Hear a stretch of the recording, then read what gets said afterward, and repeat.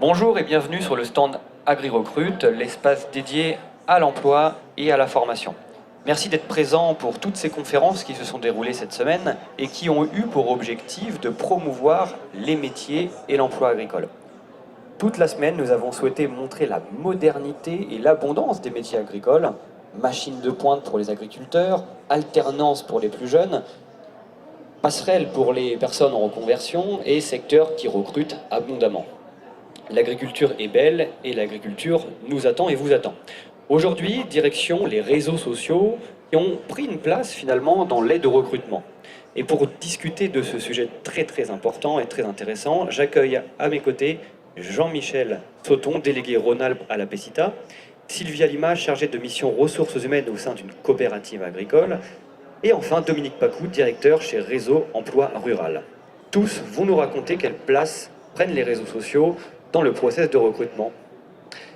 Bonjour Jean-Michel. Bonjour Willy. Ça va? Tout va bien. Est-ce que tu peux te présenter?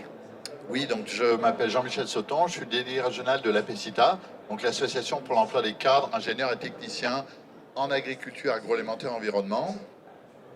Voilà, dont la mission consiste à mettre en relation des entreprises du secteur agricole, etc., et des personnes en recherche d'emploi. Est-ce que tu peux nous représenter encore une fois la PECITA et son rôle aujourd'hui sur le territoire français? Donc son rôle, c'est de diffuser des offres d'emploi que nous confient des entreprises, d'accompagner des jeunes et des moins jeunes dans leur recherche d'emploi, et également une mission d'orientation dans les centres de formation, pour expliquer aux jeunes un petit peu voilà, qu'est-ce qu'ils peuvent faire après, leur bac pro, leur BTS, leur licence pro. Concrètement, toi, qui fais-tu et quelles sont tes missions au quotidien? Alors mes missions au quotidien, c'est beaucoup d'interventions dans les centres de formation, et puis de l'accompagnement des entreprises également dans leur recrutement, pour trouver les bons candidats, les bonnes candidates. On l'a vu toute la semaine que le recrutement était finalement assez difficile sur le secteur, dans la filière agricole. Quelles sont les difficultés aujourd'hui concrètement? Alors une des premières difficultés, c'est qu'à la PECITA, donc je te l'ai dit, nous diffusons des offres d'emploi, et actuellement nous avons plus de 2 fois plus d'offres d'emploi que de demandeurs d'emploi. Donc on a beaucoup de mal à satisfaire les entreprises. Donc nous, notre préoccupation numéro 1 en ce moment, c'est trouver des candidats pour les entreprises. Très belle transition vers notre sujet du jour. On va parler réseaux sociaux. Donc les réseaux sociaux, ça fait une bonne quinzaine d'années finalement que ça existe. On les connaît tous, Facebook, Instagram, Twitter, maintenant LinkedIn pour la partie professionnelle. Est-ce que tu peux nous en dire plus au sein de la PECITA sur cette aide que les réseaux sociaux t'apportent au quotidien? Ouais. Alors, 2 points. Déjà, nous utilisons nous-mêmes les réseaux sociaux pour trouver des candidats, sourcer en fait. Donc trouver des candidats dans ces bases de données d'utilisateurs de réseaux sociaux. Et également accompagner des jeunes aussi pour leur expliquer que voilà, pour trouver un emploi, il faut qu'ils utilisent ces réseaux sociaux parce que les entreprises, on aura sans doute des témoignages, utilisent de plus en plus ces réseaux sociaux. Et juste 2-3 petits chiffres que je voulais te donner. Donc 67 millions de Français, 62 millions d'utilisateurs d'Internet, 52 millions d'utilisateurs de réseaux sociaux en France. Et la moyenne d'utilisation d'Internet en France, c'est de 5h26 par jour. Et c'est quasiment 2 heures d'utilisation de réseaux sociaux par Français par jour. Toi-même, tu utilises les réseaux sociaux? Tous les jours. Et lequel est ton préféré? Mon préféré, c'est LinkedIn. Et j'y vais tous les jours, mais alors avec parcimonie, j'essaye de me dire, allez, je n'y vais pas trop longtemps, parce que je t'ai dit, la moyenne, c'est quasiment 2 heures. On sait qu'on peut y passer beaucoup de temps, pour des fois juste regarder des vidéos de chats. Donc bon, voilà. On va pas trop parler de ça quand même. Au sein de la PECITA, est-ce que vous avez eu des formations précises et concrètes de la part d'organismes, d'agences pour maîtriser totalement les réseaux sociaux?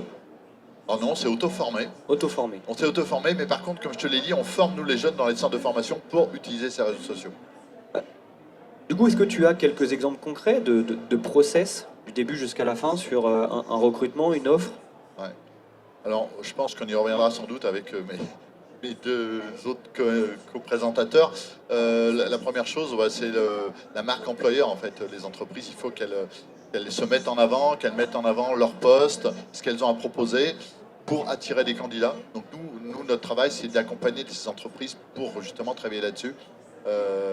Et puis parce qu'en fait, les réseaux sociaux, on peut, dans un premier temps, soit diffuser des offres sur les réseaux sociaux, soit sourcé, comme j'ai expliqué tout à l'heure. Et sur la première partie, diffuser les offres, il faut que l'offre elle soit attractive.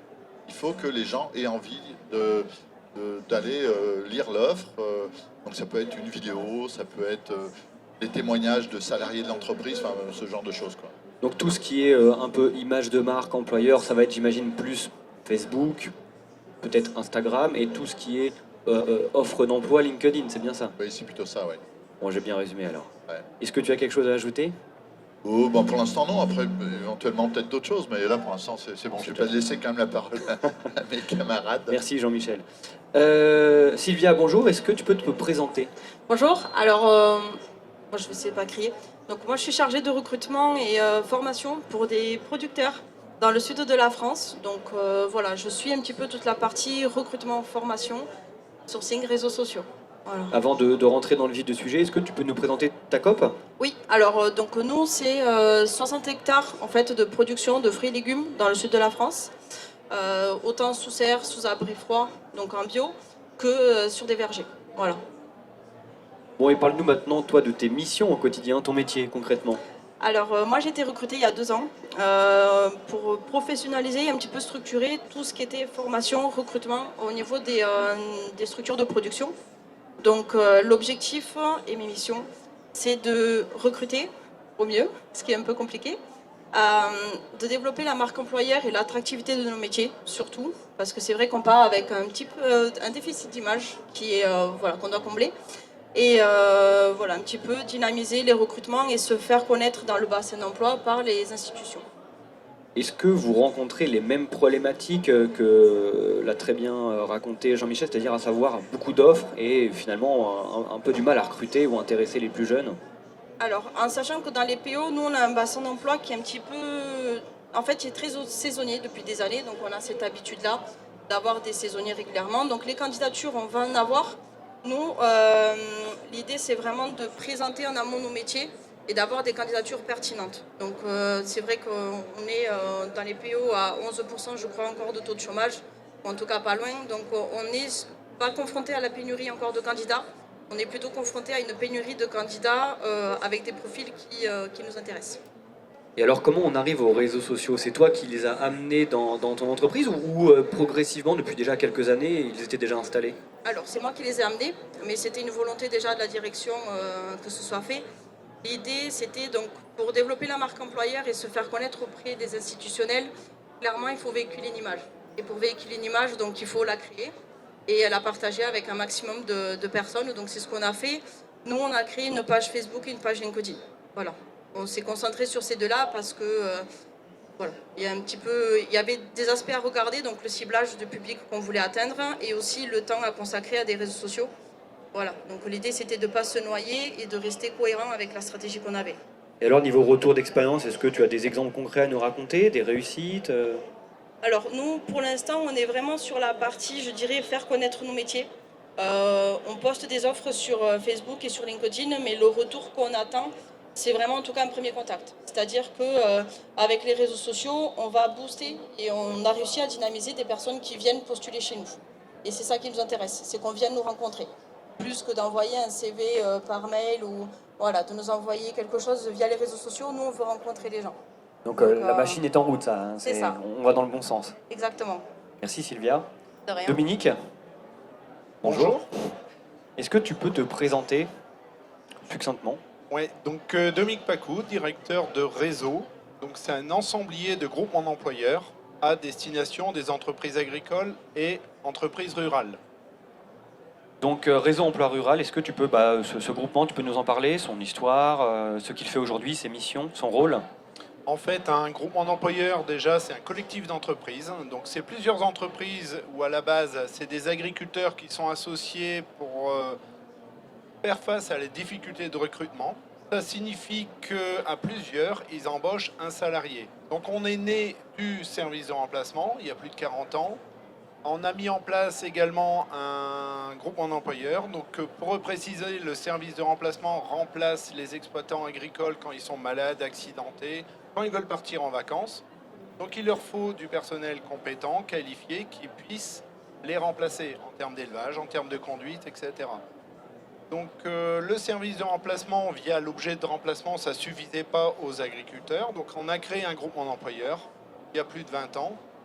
Donc l'objet s'y était toujours le même. Hein. Donc le groupement d'employeurs est employeur du salarié et on met le personnel à disposition. Donc une compétence à disposition de l'entreprise. Donc l'idée c'est que la multi-mise à disposition permet de pérenniser des emplois. Le groupement d'employeurs s'est diversifié, donc on travaille également avec des entreprises rurales qui permet de pérenniser nos emplois. Il y a quelques années, on s'est rendu compte que la difficulté de recrutement était de plus en plus importante, notamment dans le Nord. Aujourd'hui, on est à moins de 5% de chômage par bassin d'emploi. Ça veut dire qu'on est quasiment au plein emploi. Donc on a créé un GEC il y a 5 ans dans le but d'insérer et de qualifier des agents. Ça veut dire qu'on embauche, l'idée c'était de recruter des demandeurs d'emploi, des allocataires RSA qui ont envie de travailler, qui ont la motivation, mais qui n'ont pas la qualification. Donc l'idée c'était de les monter en compétences. Donc on a créé ensuite avec ces 3 structures le mot réseau. Le réseau qui est un ensemblier de groupements d'employeurs. Mais derrière ça, en fait, c'était pas encore gagné pour trouver du personnel. Donc, on a dû mettre tous les outils de com en place, les sites internet, le mot réseau, la marque réseau qu'on a créée. Et derrière la marque réseau, il fallait la faire vivre. Ça veut dire qu'on devait appuyer la marque employeur, travailler sur l'attractivité de nos métiers, travailler sur la com, être présent sur les forums, sur toutes les actions de communication, etc.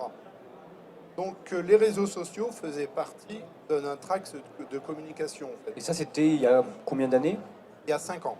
D'accord. Et aujourd'hui, les réseaux sociaux sont complètement intégrés à cette stratégie d'image employeur et de canal pour véhiculer des offres d'emploi. Complètement. Aujourd'hui, sans les réseaux sociaux, notamment Facebook, LinkedIn, on a Instagram aussi, on ne peut pas fonctionner aujourd'hui. En fait, l'objectif des réseaux sociaux, pour moi, ça a 2 axes. Il y a un axe embauche. Déjà, on met toutes nos offres d'emploi sur nos réseaux sociaux. Et il y a aussi un axe sur le travail, notamment sur l'attractivité de nos métiers. On fait découvrir nos métiers. On fait des visites d'exploitation. Donc, on fait des témoignages aussi de salariés qui travaillent chez nous. Donc vous avez une équipe dédiée chez vous à la com qui se rend sur le terrain pour filmer, faire des montages et poster, c'est bien ça? Donc on a embauché une chargée de com qui fait que ça, qui fait des vidéos, qui fait des montages, qui va voir les exploitants et qui fait des témoignages de salariés et d'exploitants, qui fait vraiment découvrir quel est le métier, quel est le quotidien de l'exploitant agricole. Parce qu'aujourd'hui, on a un problème d'attractivité, les gens ils connaissent pas. Ou alors ils ont une idée assez péjorative de ce que c'est que le salarié agricole. Donc aujourd'hui, on veut casser cette image-là, et les réseaux sociaux, c'est un formidable outil en fait. C'est vrai que ça marche bien. Il me semble que tu es venu avec un exemple aujourd'hui. Tout à fait. Camille, c'est bien ça? Si tu veux venir nous raconter. Donc j'allais te poser la question en fait, quels réseaux sociaux tu utilises le plus? Donc là, on a l'exemple de TikTok, c'est bien ça? Oui, c'est Bonjour. ça. Reste à côté de moi pour éviter. Donc, est-ce que déjà tu peux te présenter avant de commencer? Alors bonjour, Camille Calvos. Je suis responsable de territoire chez Réseau. Je suis également engagée jeune agriculteur et terre de gym. En même temps, je vais en profiter cette année à Cambrai. Et donc du coup, à mes heures perdues, je communique sur les réseaux sociaux, notamment un peu Instagram, mais surtout TikTok, où je profite en fait de ce canal-là pour montrer que, pas parce qu'on traite des vaches qu'on est forcément mal habillé ou autre. Enfin voilà, redorer le blason de l'agriculture. Et niveau cible, ou en tout cas personnes qui vous suivent sur TikTok, c'est assez des jeunes plutôt, non quand même? Ouais, pas forcément finalement en fait. Je me rends compte qu'il y a un peu tous les âges. C'est assez drôle d'ailleurs au salon parce que du coup on m'a dit ah mais tu fais des TikTok toi? Oui oui c'est moi. Donc il y a un peu tous les âges. Il y a des personnes qui sont impliquées déjà dans le domaine agri mais d'autres pas du tout en fait. C'est assez large finalement. Et niveau, je sais pas, résultats, retour d'expérience, ça commence à bien fonctionner? Oui en fait j'ai une vidéo qui a vraiment bien fonctionné. C'est quand j'ai chanté sur Céline Dion. où en fait j'étais en bleu de ça rigole pas, travail.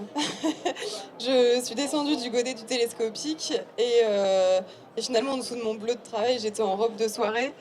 Et je sais plus combien de vues j'ai fait, mais c'est vraiment celle qui a le mieux marché. Et en fait, finalement, il faut suivre les tendances pour que ça fonctionne. Et rappelle-moi, tu as fait quelle étude et tu as quel âge? Alors, j'ai 27 ans, j'ai fait un bac STAV, un BTS technico-commercial et une licence responsable développement commercial. Donc, bon, pas des études forcément liées à la communication et au marketing. Non, pas du tout. En fait, je me suis un peu trouvé une passion pour la communication quand on a été confinés, où je me suis retrouvée chez mes parents à la ferme. Et à l'époque, j'étais commerciale et je bougeais tout le temps. Et donc, fallait que je trouve de quoi m'occuper. Finalement, je faisais plein de choses à côté et là, tout était fermé. Et donc, du coup, TikTok, un mois avant, j'avais dit à des jeunes, mais c'est n'importe quoi cette application, ça sert à rien. Et un mois après, je me retrouvais à faire des vues sur TikTok et je me suis tue. Ne jamais dire jamais. Merci beaucoup en tout cas. Merci. Est-ce que vous avez, messieurs, dames, des choses à ajouter? Jean-Michel? Ouais, éventuellement, suivant la cible qu'on recherche, en fait, c'est vrai qu'on a des réseaux sociaux plus adaptés que d'autres. Clairement, par exemple, LinkedIn, 60% des utilisateurs ont entre 24 et 35 ans. C'est vrai que 60%. Alors après, il y a tous les âges qui utilisent LinkedIn. Mais sur TikTok, on est sur des générations plus jeunes. Il y a aussi tous les âges, hein, comme elle vient de nous l'expliquer. Mais voilà. Donc, suivant un petit peu ce qu'on cible, on va utiliser certains réseaux sociaux ou d'autres, en fait. Et la communication, on n'en a pas parlé, mais sur les réseaux sociaux, hein, il faut vraiment changer un petit peu de paradigme. C'est-à-dire que la posture maintenant, comme on a beaucoup de mal à recruter, c'est les entreprises, il faut qu'elles affichent aux gens qui vont sur les réseaux sociaux qu'est-ce qu'on va leur apporter, qu'est-ce qu'ils vont trouver dans les entreprises, quels avantages ils vont avoir, qu'est-ce que va être le travail, enfin voilà. Donc ça, c'est vraiment, et donc nous, clairement, on a parlé de marque employeur, c'est exactement ça. C'est-à-dire que quand on recrute via les réseaux sociaux, on essaye de faire comprendre aux gens qui vont regarder ça qu'est-ce qu'ils vont obtenir, quels avantages ils vont en tirer. Et pas seulement juste une liste de tâches, de missions à réaliser dans l'entreprise. Ça marche plus, ça, en fait. Ouais, ça met en valeur l'offre d'emploi dans toute sa splendeur finalement. Oui, c'est ça. Ok.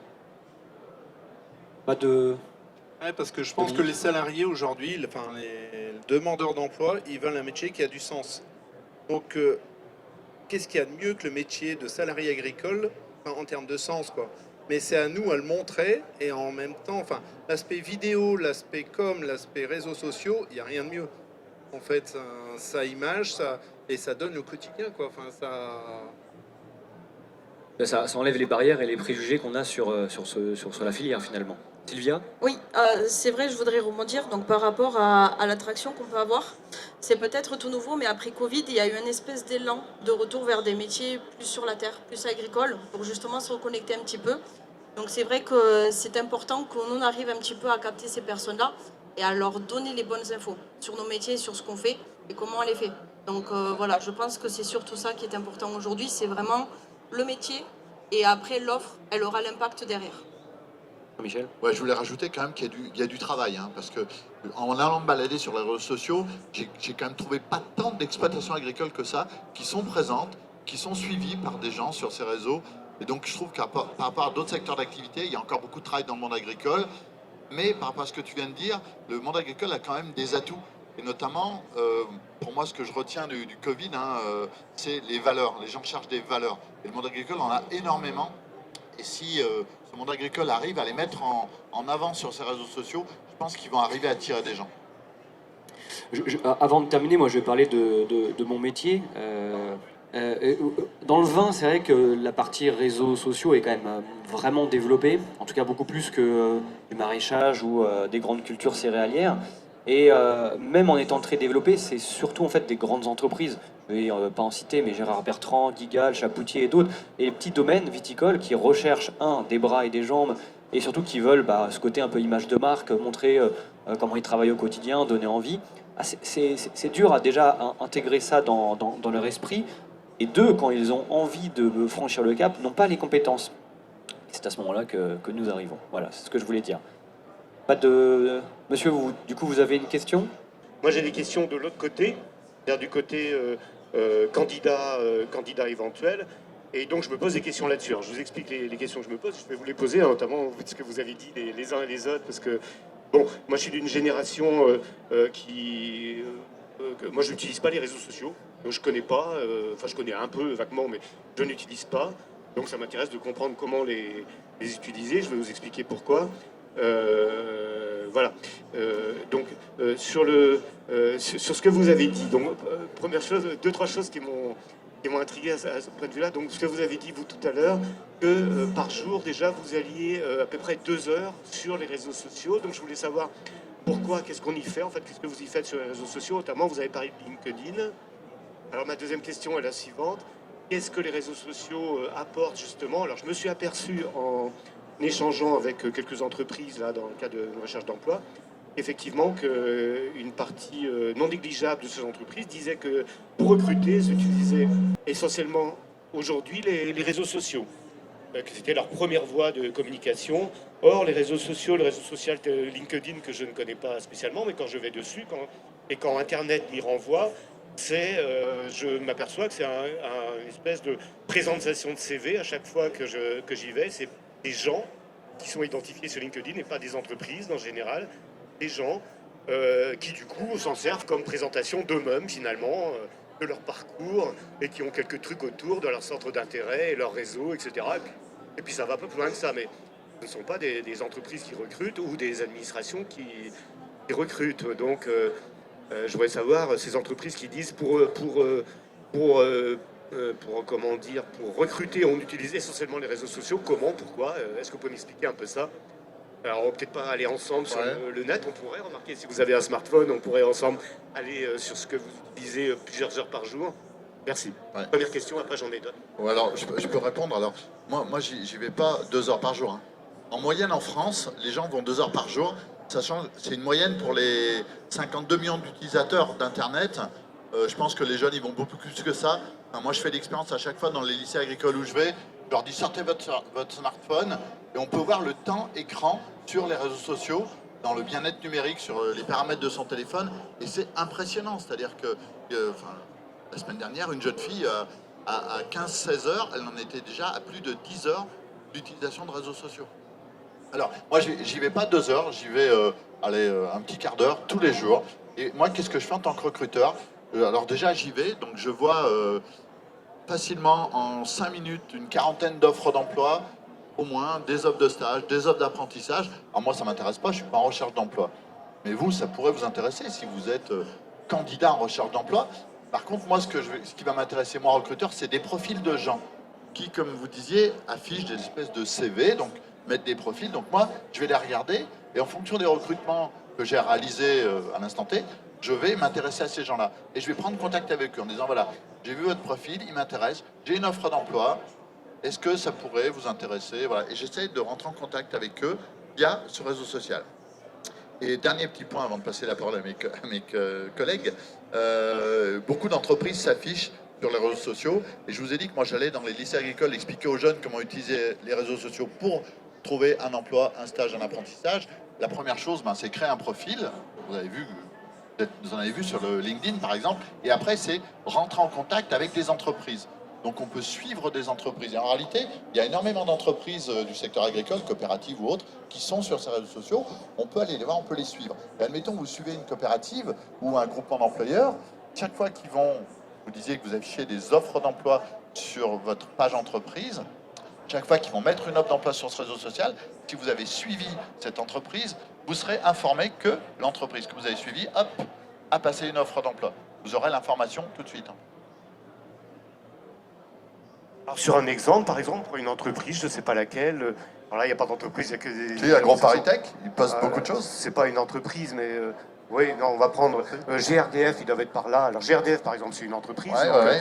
GRDF, ça veut dire que GRDF, par exemple, a une page LinkedIn ou plusieurs. Oui. Ah d'accord, comme Oui. les gens, Voilà, c'est ça. les organisations ont aussi, d'accord, ok. Tout à fait. Désolé. Oui. Non, D'accord.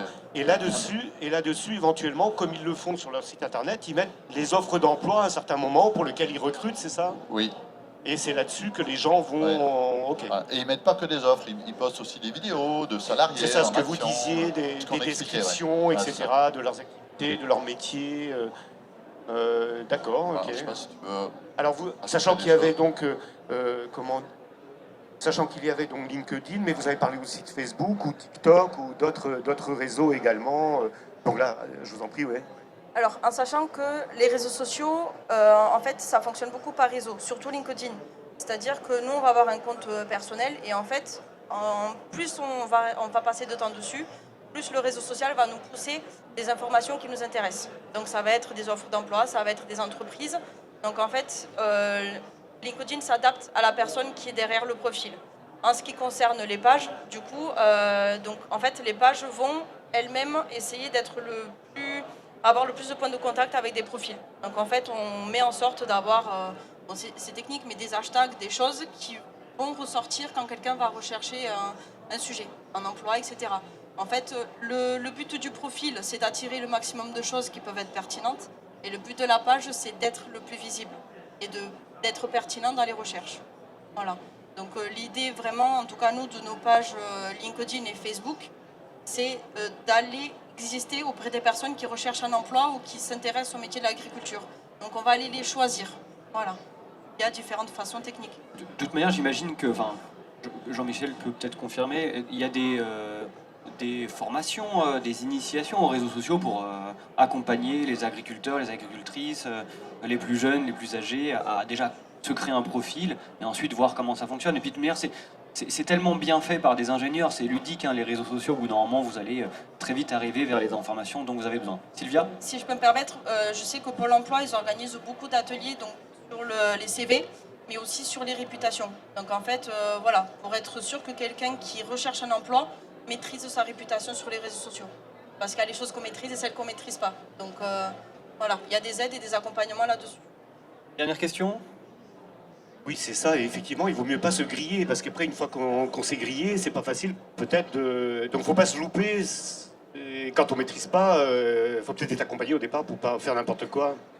Donc là, juste pour information, régulièrement, donc je vous ai dit que j'allais dans le lycée agricole, souvent les enseignants m'envoient la liste des élèves que je vais rencontrer, des BTS par exemple, avec le trombinoscope, et moi, en amont de mon intervention, je vais chercher des informations sur les réseaux sociaux, des photos compromettantes, des posts, et j'arrive, je me présente pas, je leur fais défiler un diaporama avec ce que j'ai trouvé sur les réseaux sociaux. Et donc on trouve vraiment des choses qui peuvent poser un problème.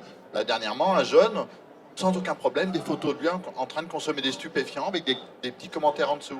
Donc là, lui, en plus, il ne se rendait même pas compte que ça posait problème. C'est ses camarades de classe qui ont dit, mais tu te rends compte qu'un employeur qui voit ça, il ne va pas t'embaucher, quoi. Donc ouais, faut être prudent aussi. Comme tu dis, les réputations, c'est important. Ah, Jérôme a une question. Tu veux venir à côté de moi ? Bah, dis donc, vous êtes en forme aujourd'hui. Jérôme, je te laisse le micro, tu restes bien de dos. Bonjour, donc moi j'ai une petite question. Je m'occupe, donc je suis responsable d'une exploitation agricole avec un certain nombre de salariés. Et je voulais savoir s'il y avait plusieurs ou un type justement de réseau par rapport à... Alors c'est assez précis dans le sens, nous on peut avoir affaire à des gens qui vont être du métier, ou alors quand on parlait de réinsertion, est-ce qu'il y avait un type qui était plus propice à, par exemple, à des réseaux avec des gens beaucoup plus professionnels? Moi, je m'explique. Nous, on passe beaucoup par la NEFA, mais on passe aussi, par exemple, ce qu'on appelle la page des éleveurs de porcs sur Facebook, où là, on a une multitude d'annonces, mais par contre, ça reste dans un cadre très professionnel. En fait, on voit que on a affaire quand même à un public, on va dire, averti, souvent des salariés qui sont déjà de la production. Donc je voulais savoir s'il y avait une approche à ce niveau-là, qui valait mieux cibler plus un réseau que l'autre. Voilà. Enfin, là-dessus, je pense qu'il n'y a pas de recette miracle. Nous, on utilise beaucoup Facebook. Perso, je ne suis pas un grand fan des réseaux sociaux. Je fais faire parce que, voilà, c'est pas forcément mon truc. On a des professionnels pour, donc il n'y a pas de souci. Chacun son métier. Complètement. Pour moi, les réseaux sociaux, c'est une vitrine. Ça veut dire que demain, on cherche quelqu'un en élevage porc, on va expliquer le métier. On va expliquer ce que fait l'agriculteur, quel est son quotidien, etc., témoignages de salariés. Et derrière ça, et on a peut-être des gens qui seront sensibles à ces publications-là et qui vont revenir vers nous. Alors que ce soit Instagram, TikTok, etc., qu'est-ce qui est le plus efficace, je ne sais pas. Après, pour moi, c'est qu'un moyen de communication et d'information. Voilà, enfin, mais je pense qu'il faut être présent un peu partout pour semer, et au bout d'un moment, on récupère quelques agents qui ont vu la publi, qui en ont entendu parler, et voilà. Enfin, mais c'est un travail de fourmi, quoi. Je t'en prie. Oui, alors peut-être nous, donc côté plus entreprise, bien, il faut avoir, je pense, une vision très pratique des réseaux sociaux. C'est-à-dire qu'on peut être très vite noyé par la masse. Ça prend du temps d'avoir une image quand on n'a pas quelqu'un dédié pour le faire. Donc le but, je pense, c'est de construire quelque chose qui nous ressemble, qui ressemble à nos métiers, et de le publier sur des réseaux sur lesquels on va se concentrer. Donc nous, on est resté sur Facebook, LinkedIn, et j'accorde toute mon attention et mon énergie là-dessus. Bon, pour essayer de partager, d'être sur les groupes pertinents, et voilà. Donc je pense que c'est bien, au début, quand on commence et qu'on n'a pas de service marketing dédié, de vraiment aller se concentrer sur 2 réseaux sociaux maximum et pas se noyer dans la masse, parce que quand on n'est pas dynamique, quand on n'est pas actif, ça marche pas. Donc on est vite perdu, donc voilà. J'ajouterais avant... peut-être que tu as quelque chose à dire, Jean-Michel? Ouais, pour compléter ce que tu disais, c'est-à-dire que le principe des réseaux, moi je valide vraiment ce que tu dis, se concentrer sur 2 réseaux sociaux. Et le principe d'un réseau, c'est que c'est immense. Donc LinkedIn, c'est 21 millions d'utilisateurs en France. Donc la bande passante, elle est énorme. Donc vous parliez de public qui était effectivement pas ciblé agricole, peut-être en réinsertion, en reconversion. Donc là, ça demande énormément de travail quand on commence à communiquer de manière plus large. Et donc là, il faut vraiment faire du tri. Et je vous dis, la bande passante, elle est immense. Et pour arriver à en choper 1 ou 2, comme tu disais, c'est beaucoup de travail et d'énergie. J'ajouterais que LinkedIn, au moins l'avantage, c'est que vous n'avez pas à... On y va moins. C'est pas comme Instagram ou Facebook où on y est pour le plaisir à regarder des chatons, comme tu disais tout à l'heure. LinkedIn, il n'y a pas toute cette partie passante, on va dire, qui sert pas à grand-chose, d'accord? Donc LinkedIn, c'est, je pense, en tout cas, un très bon réseau pour la partie professionnelle, avec un peu de plaisir derrière, un peu d'image de marque, et puis la partie aussi recrutement. Voilà. Oui. Vous avez encore une question? Venez à côté de moi. Et après, on va conclure. Alors j'ai une deuxième question sur le premier point en fait que vous avez évoqué. C'est vous, monsieur, quand vous êtes intervenu au début, quand vous êtes présenté, la première phrase que vous avez dite, c'est que nous, la raison pour laquelle on a besoin d'avoir des outils pour recruter, parce qu'on a du mal à recruter, parce que vous avez dit, alors je ne sais pas si j'ai bien entendu, que vous gériez qu'il y avait 2 fois plus d'offres d'emploi que de demandes. Alors, est-ce que vous pouvez un peu expliciter, parce que je trouve ça complètement étonnant, ça veut dire que pour beaucoup d'emplois, au moins la moitié ou je ne sais pas combien, il y a 0 candidature, et pour d'autres, et pour quels emplois dans ce cas-là? Alors je comprends que vous, vous êtes, notamment dans les exploitations agricoles, etc., c'est pas ça, et même dans certains, les saisonniers, dans vos secteurs d'activité, etc., que ce soit difficile, mais l'APCITA, c'est un peu plus large, enfin ça recouvre beaucoup de choses autour de l'agriculture proprement dite, mais également l'industrie autour, les services, etc., les institutions, et ça m'étonne, enfin est-ce que vous pouvez expliciter un peu, parce que dans ce cas-là, ça voudrait dire que, effectivement, il y a du boulot pour vous, mais pour les personnes qui sont en demande, ça veut dire que c'est un boulevard, et bon, alors à voir, à confirmer, allez-y, merci. Oui, c'est ça, ouais. Enfin, nous, ça fait 5 ans à la PECITA que on a une mission d'observatoire de l'emploi, donc ça fait 5 ans que le nombre d'offres augmente. Et là, depuis 2020, c'est vraiment une explosion du nombre d'offres, hein, et dans tous les secteurs. Il n'y a pas un secteur où ça recrute moins que d'autres, hein. Vraiment en production, dans le commerce, dans vraiment toutes les fonctions, on a vraiment un nombre d'offres qui augmente et effectivement un nombre de demandeurs qui, lui, a plutôt tendance à baisser.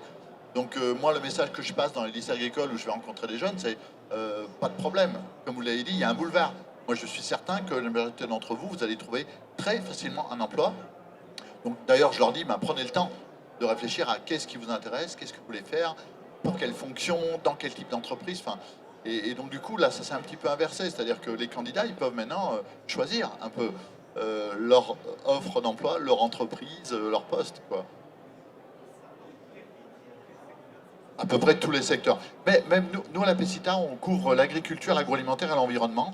L'environnement, c'était un secteur à l'époque concurrentiel. C'est-à-dire que moi, quand je passais une offre dans un parc naturel régional, je sais pas, technicien environnement, il y avait 300 candidatures pour un poste comme ça. Maintenant, quand on en a 20, on est content.